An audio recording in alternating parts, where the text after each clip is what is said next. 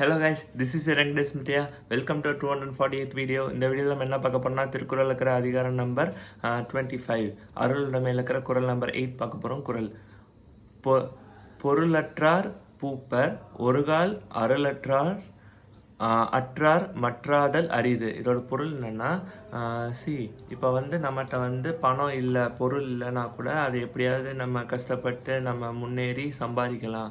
ஆனால் நம்மகிட்ட இந்த ஒழுக்கம் ஆகிய இந்த கருணை ஒழுக்கம், எகெயின் பிறரிடம் அன்பு காட்டுறது, பிறரிடம் கருணையோடு வாழ்கிறது, ஸோ இந்த மாதிரி இந்த வேல்யூஸ் எல்லாம் நம்மகிட்ட இல்லைன்னா அதை மீண்டும் கொண்டு அந்த மாதிரி நற்பண்புகளோடு வாழ்கிறது ரொம்ப கஷ்டம்.